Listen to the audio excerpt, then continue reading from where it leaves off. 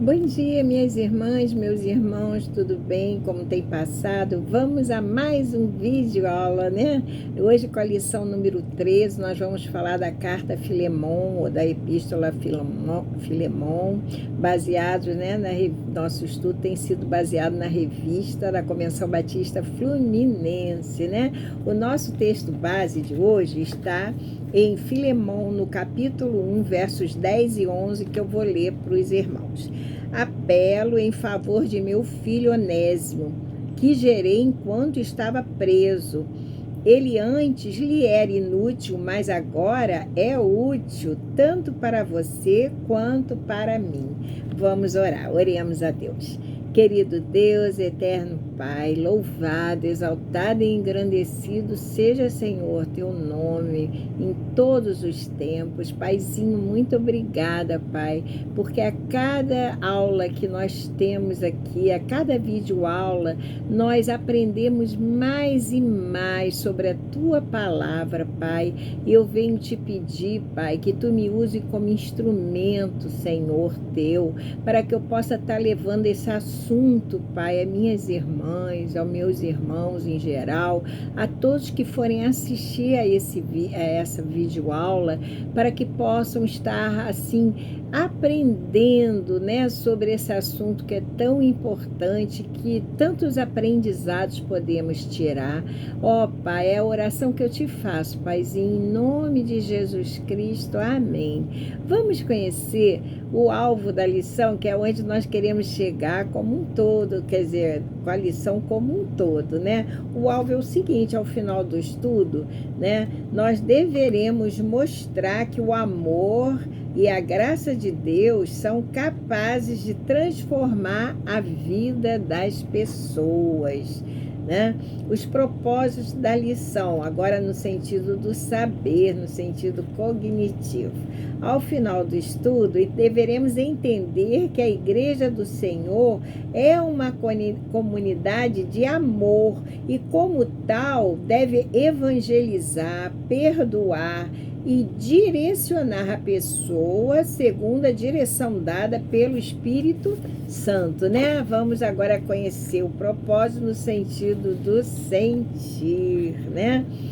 Então, ao final, deveremos perceber que o amor cristão, ele deve sempre agir em favor dos necessitados, para que vidas sejam transformadas e alcançadas pelo poder do Evangelho de Jesus e pela ação direta do Espírito Santo na vida delas. E agora vamos conhecer o propósito no sentido do agir. Ao final do estudo, deveremos buscar em oração a sabedoria de Deus, a amabilidade, o cuidado, o discernimento para tratar das questões sociais, pessoais, familiares e espirituais das pessoas que, próximas a nós, buscam ajuda. Muito bem. Vamos à introdução do assunto, desse assunto maravilhoso da carta Filemon, né? Essa carta, essa epístola é uma das 13 cartas escritas por Paulo, né? E essa carta nós vamos ver que é a carta mais breve, a carta mais pessoal que ele escreveu, né? Muito bem. Paulo a escreveu de seu próprio punho, né? Envolvendo a figura de Onésimo, né? A pessoa de Onésimo. Quem era Onésimo? Onésimo era um escravo fugitivo, né? E essa carta foi dirigida a Filemão, como nós sabemos, que era o seu dono legal, né? O seu patrão. Muito bem, agora vamos tentar ver a época, né, mais provável da escrita dessa carta. Nós sabemos que Paulo estava preso. Resta saber se ele estava preso em Roma ou se ele estava preso em Éfeso, porque lá nós sabemos que havia uma prisão do império. Muito bem, então teólogos, estudiosos, uns acham que foi em Roma. E se ele a escreveu quando estava preso, né, em Roma, vamos dizer assim, a data mais provável da escrita da carta deu-se entre 60 e 62 da nossa era, depois de Cristo, né? Quando o apóstolo estava lá em Roma, preso, né? E sempre muito esperançoso, né? De ser solto, de ser posto em liberdade, né? Dessa prisão, né? Porém, alguns outros teólogos, né? Eles defendem a tese justamente de que ela foi escrita quando Paulo se encontrava preso em Éfeso, como eu disse, por possuir lá uma prisão do império. Muito bem. Também eles dizem o seguinte: seria muito difícil que um escravo, né, fugitivo, no caso, né, nós estamos falando de quem? De Onésimo, né, que um escravo fugitivo de Colossos, da cidade de Colossos, fosse parar em Roma, porque era muito distante, né? E como Paulo, então, o devolveria de tão longe a Colossos? Outra questão, né, que eles, vamos dizer, argumentam. E se essa tese estiver certa, a carta foi escrita entre os anos de 52 a 54 da nossa era, né? E o portador dessa carta, nós sabemos que foi Tíquico, outro colaborador de Paulo. Muito bem, qual o objetivo da escrita da carta a Filemon, hein? O objetivo nós também conhecemos, né? O objetivo que Paulo tinha ao escrever esta carta era qual mesmo? Animar a Filemon, né? Tocar em seu coração. Paulo fez esse apelo a Filemon, ao coração de Filemon, para que este Filemon, né, para que este bondosamente, né, aceitasse de volta o seu escravo fugitivo, né, Onésimo. Muito bem, não se sabe, né, o que Onésimo fez.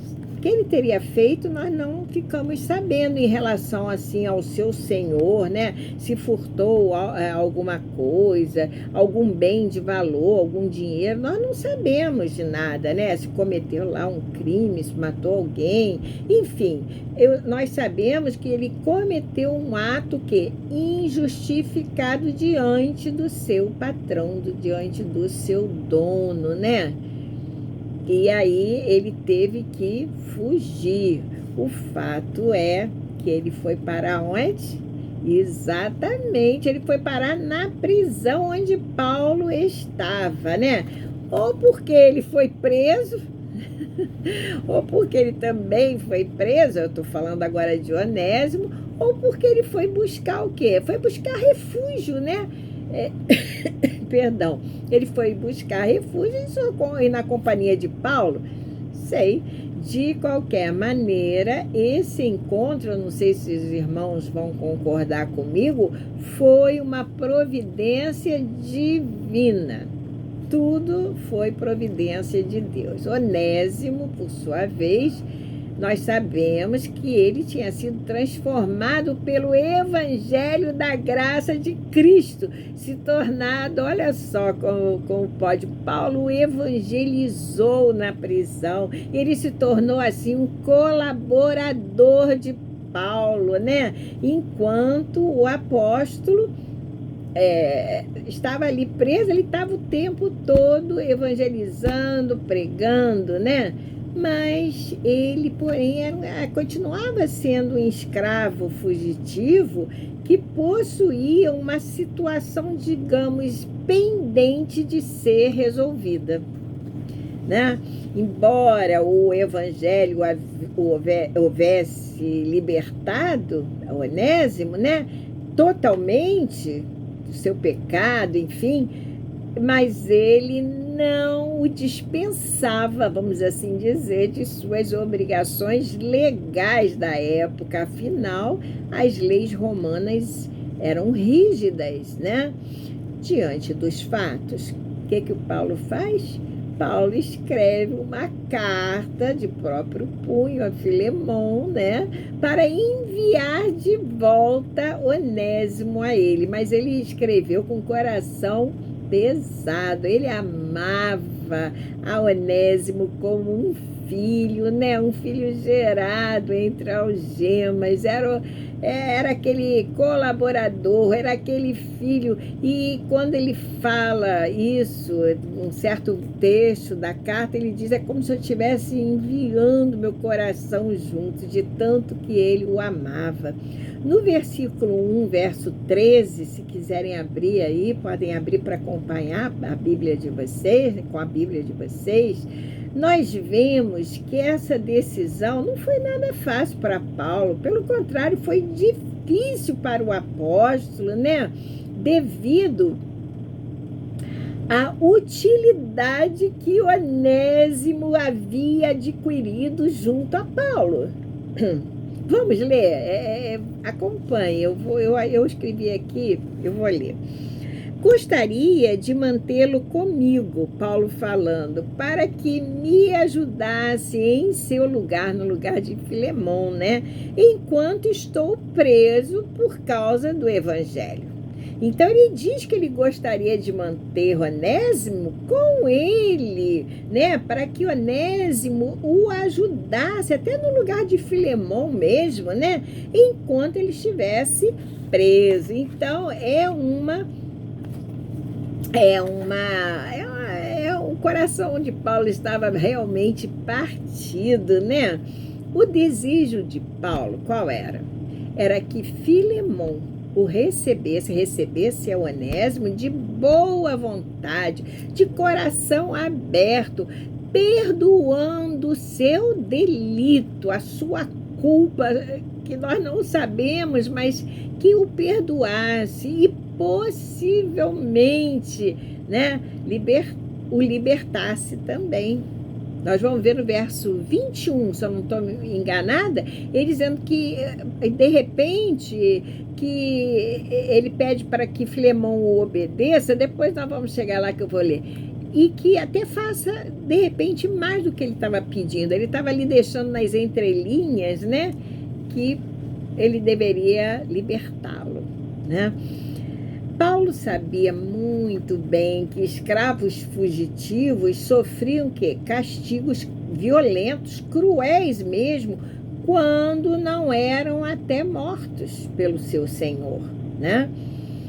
Pelos relatos aí que nós vemos na carta de Paulo, nos 2 primeiros versículos, né, de Paulo, nós tomamos ciência, eu nem vou ler, a carta é pequenininha, mas nós tomamos ciência que a igreja estava situada onde? Na casa de Filemon, né? Na própria casa dele, porque Filemon, ele estava sempre preocupado, né, com o bem-estar da igreja, dos irmãos, né?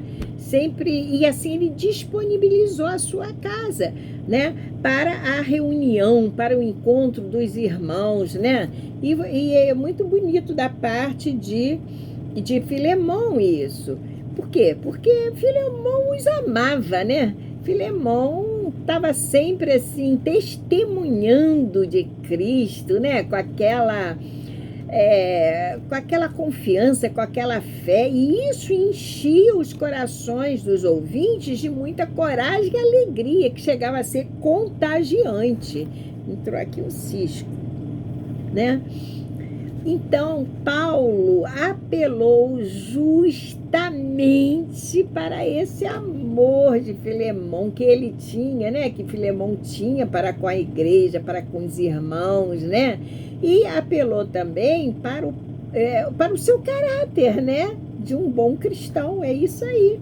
Eu vou ler com os irmãos os versos a partir do 8 ao 16. Me acompanhe.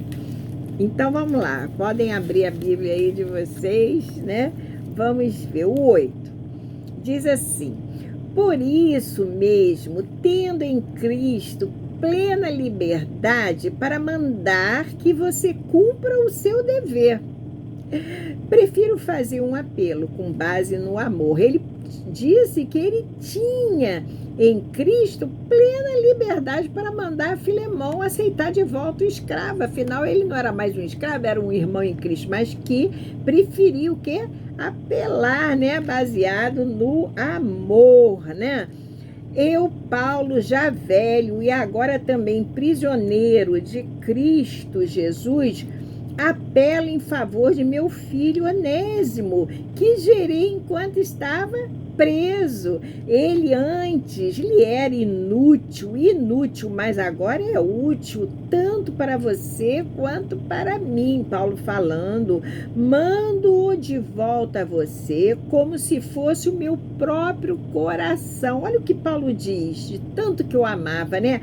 Gostaria de mantê-lo comigo, para que me ajudasse em seu lugar, enquanto estou preso por causa do Evangelho, mas não quis fazer nada sem a sua permissão, para que qualquer favor que você fizer seja espontâneo e não forçado. Quanta sabedoria de Paulo! Talvez ele tenha sido separado de você por algum tempo, para que você o tivesse de volta para sempre, já deixando aí implícito nas entrelinhas, pudesse ser uma providência divina, né? Não mais, vou ler outra vez. Talvez ele tenha sido separado de você por algum tempo, para que você o tivesse de volta para sempre, não mais como escravo, mas acima de escravo, como irmão amado. Para mim, ele é um irmão muito amado, e ainda mais para você, tanto como pessoa quanto como cristão. Maravilha! Maravilhoso, né? O Paulo tinha toda uma sabedoria, um cuidado. Ele teve, né, um cuidado, uma sabedoria para escrever essa carta, né? Embora o destinatário principal ali fosse Filemão, né? O que ele fez? Ali foi citado também a sua família, né? Que era Áfia, né, e Arquipo, que eram também colaboradores de Paulo, além da igreja, né, presente na carta ali, situada na casa, né, de Filemão, né? O que isso demonstra?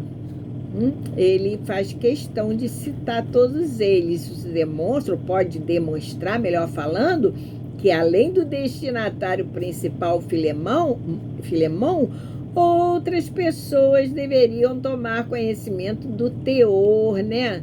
Do teor, do conteúdo da carta. Agora resta saber por que razão seria. O que os irmãos acham aí? O que as irmãs acham? Hein? Talvez o apóstolo Paulo, né, tivesse a intenção, não sei, de fazer com que a igreja, né, os irmãos soubessem o assunto tratado na carta, né, com algum objetivo aí embutido, com algum propósito. O objetivo seria, para mim, seria a esperança, né, que Paulo tinha de que eles, como igreja, eles como irmãos em Cristo, considerassem Filemão que responsável por atender ao pedido de Paulo. Eu acho que é isso aí, tá claro, né? Tá claro. Paulo, então, ele faz essa súplica, ele faz um apelo, uma súplica para que Filemão recebesse Onésimo, né, de volta, como um irmão em Cristo agora. Foi o 12-16 que nós lemos, não mais como escravo fugitivo, enfim, mas sim como um irmão em Cristo. Para fazer esse apelo, interessante que Paulo recorre, né, ao relacionamento estreito, né, e fraterno que eles, até ele, que eu digo assim, eles, o próprio Paulo com Filemão, compartilhavam com Cristo. Olha só, Paulo foi muito sábio. Vocês vão perceber a sabedoria de Paulo intrinsecamente o tempo todo, né, nessa carta. Vocês veem o versículo 10, mostra claramente esse propósito. Vou ler para os irmãos o 10. Diz assim, Peraí. Apelo em favor do meu filho Onésimo, que gerei enquanto estava preso. Sim, rogo-te por meu filho Onésimo, né? Que gerei nas minhas prisões, eu gerei enquanto eu estava preso. Ele é meu filho na fé, né? E ele roga, e ele suplica, né? Para que Filemão receba de volta. Nos versículos 15, 16 e 17... Paulo pede o quê? Eu li para vocês que Filemão receba Onésimo, não mais como escravo, né? Foi o que eu falei, mas como um irmão amado, né? Irmão em Cristo Jesus. Eu quero voltar bem a isso, como se ele estivesse recebendo o próprio apóstolo Paulo. Recebe, como se estivesse me recebendo. É lindo, né? A expectativa mesmo que Paulo criou, né? Era que Filemão recebesse Onésimo. De que maneira? De bom grado, de coração aberto. Não foi isso o versículo 17? Né? Vamos ver o 17, se não é isso. Olha só, veja bem, o 17. Assim, se você me considera companheiro na fé, olha como ele roga, receba-o como se estivesse recebendo a mim, né? Olha só, receba-o como se fosse eu, estivesse me recebendo, perdoa-o. Ele roga, ele insiste para que Filemão o perdoe. O 18, 19 diz, e quem sabe até o liberte. Eu vou ler, 18, 19, o 18 eu acho que eu não li, né? O 17 eu não tinha lido, assim, o 17 eu li. O 18, se ele o prejudicou em algo, ou lhe deve alguma coisa, ponha na minha conta. Olha só, eu, Paulo, escrevo de próprio punho, eu pagarei, para não dizer que você me deve a própria vida. Olha só, meu, é muito lindo, né? Eu fiquei assim, certamente, com toda certeza, o tema principal dessa epístola, dessa carta, é o perdão. Concordam comigo? É o perdão, ele está apelando para que Filemão perdoe. Percebemos na carta esse cuidado, né, de Paulo, essa enorme sabedoria de Paulo, juntamente com a sua o quê? Sensibilidade, a sua ternura e o seu amor. Agora vamos ver o que nós podemos, né, aprender com essa epístola. Vamos ver o que nós podemos? Certamente essa epístola, ela nos mostra, ela nos ensina como devemos aplicar o ensino do Evangelho, né, aos nossos problemas cotidianos. Isso quer dizer, aos nossos problemas do dia a dia, né? Paulo seguiu o exemplo de Cristo, e agiu como um mediador, né? Por amor a Onésimo, assim como Cristo, né? Se tornou nosso mediador junto ao Pai, Paulo se tornou mediador, né, por amor a Onésimo, né, a ponto até de se colocar no lugar dele, assumindo a sua dívida. Quer dizer, ele teve empatia, né? Muito lindo. Com isso, Paulo também ele apontou para a necessidade de unidade entre os irmãos em Cristo, né? E da prática fundamental do perdão e do amor. Nós somos um em Cristo. Nós fazemos parte do corpo de Cristo, onde Cristo é a cabeça e nós os membros. Não é assim que nós buscamos fazer? Intercedemos pelo irmão, o irmão está alegre, nós estamos alegres, o irmão está triste, nós choramos com ele, e é assim, todos nós devemos ser um. Tem que haver essa unidade entre os irmãos em Cristo. É isso que Paulo apelou, né? aqueles, afinal, né, que foram libertos pelo sangue de Cristo, sendo naturalmente perdoados por Deus, assim como nós, né? E provando assim do seu amor, porque Deus nos amou primeiro. E foi por amor que ele entregou o seu filho, né? Então nós devemos, depois que provamos desse amor, depois que fomos libertos pelo sangue de Cristo, nós devemos também prover o quê? A liberdade. Não é verdade? É isso que o Evangelho nos ensina, demonstrando que perdão e sendo canais de graça, certo? Para que o amor de Deus seja revelado, para que o amor de Deus prevaleça, seja revelado através, né, de do nosso novo viver em Cristo, do nosso novo modo de viver. Nós temos, afinal, o quê? Novidade de vida, uma nova vida em Cristo Jesus. E a Epístola a Filemon destaca justamente o poder, vamos dizer assim, e a igualdade. Há pouco eu falei do Evangelho, né? Para a salvação de todo aquele que crê, de todo aquele. Eu tenho mania de bater na mesa e o celular sai do lugar, né?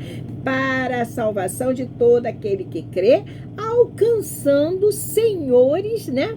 E escravos. Por quê? Porque o Evangelho alcança todos, não faz acepção de pessoas, porque somos todos iguais, não é isso?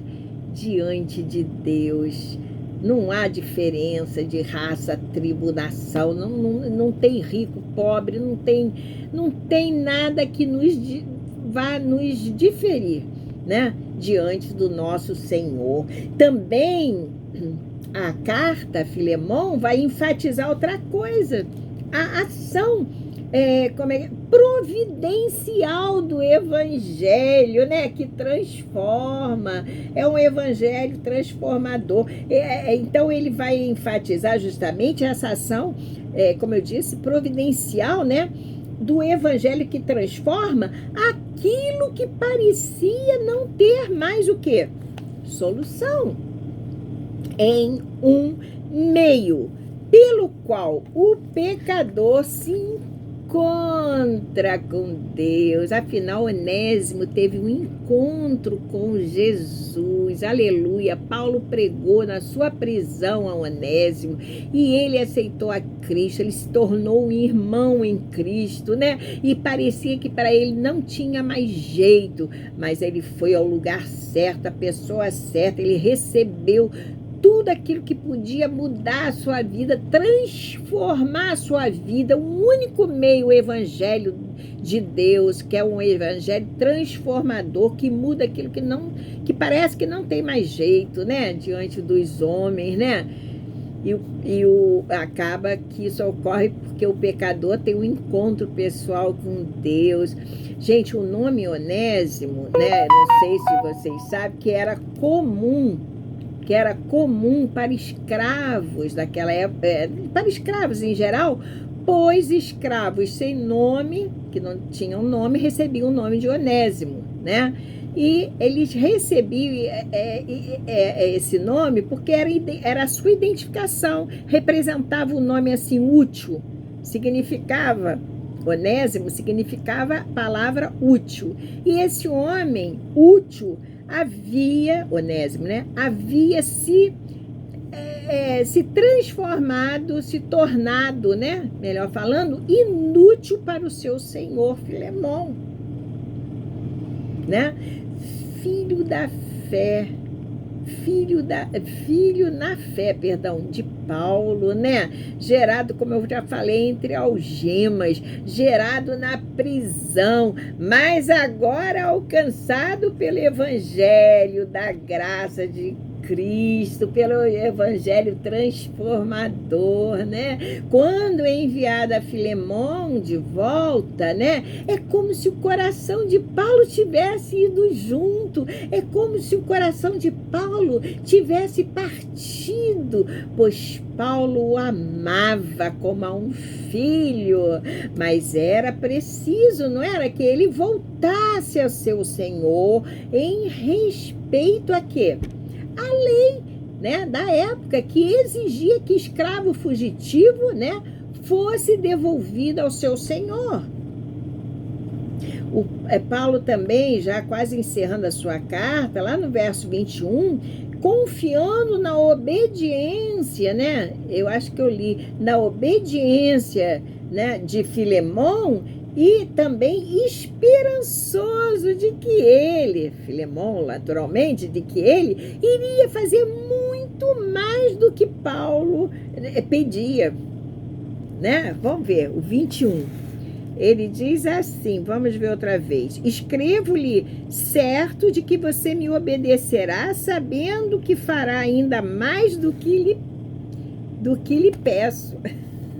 Já deixando nas entrelinhas que ele deveria o quê? Libertá-lo, né? Libertá-lo. Vamos à conclusão do nosso estudo? Muito lindo, né? O estudo dessa carta, né? Vai nos mostrar o quê? Perdão, que as pessoas podem mudar assim, independente da situação que esteja, elas podem mudar e precisam apenas de uma nova oportunidade, uma nova chance na vida, né? Só isso que elas precisam. Também nos mostra, né, como a igreja, agora a igreja, hein, como a igreja deve lidar com as questões sociais, né? Pois ela deve ser a igreja, né? Ela deve viver, vamos assim dizer, o evangelho da graça, tornando-se assim, né, uma comunidade de amor. E como a igreja fará isso? Como ela se tornará uma comunidade de amor? Pregando o evangelho de Cristo, né? Perdoando uns aos outros, ensinando-os na verdade, né? A palavra é a verdade, né? Ou seja, ensinando a sã doutrina, né? Contida lá na Bíblia Sagrada, nada mais além, tudo que está lá ensinando-os a orar, né? A crescer no conhecimento e na graça, no conhecimento, na palavra também, crescer na palavra, né? No conhecimento da palavra, a exemplo de Onésimo, vidas podem ser transformadas e são, muitas são a cada dia, através do Evangelho Salvador de Cristo Jesus, aleluia, né? No poder, claro, e na direção sempre do Espírito Santo, né? E pessoas aparentemente inúteis, né? Assim como Onésimo, né? A princípio, se reencontram com Deus, né? Tem um novo encontro, tem um encontro com Ele, tem um encontro consigo mesmas, tem um encontro com os outros, passando a viver a nova vida, né? Em Cristo Jesus. Agora vivendo em novidade de vida, né? Depois que nós temos um encontro pessoal com Cristo, o velho homem morre. E agora a gente busca viver segundo a vontade de Deus e não mais segundo a nossa vontade. Agora, Deus, nós queremos ser a cada dia mais melhores pessoas, agradar o nosso Senhor, cumprir com o que está aqui, com a palavra, né, de Deus, porque nós sabemos que fazendo isso nós vamos crescer, né, nós vamos crescer, amadurecer espiritualmente falando, né, nós vamos ficar cada dia mais um pouquinho parecidos com Jesus. Fiquem com Deus. Até o próximo vídeo aula. Espero que os irmãos tenham gostado, aprendido um pouco mais, porque a cada vídeo aula nós vamos aprendendo mais e mais. Fiquem com Deus.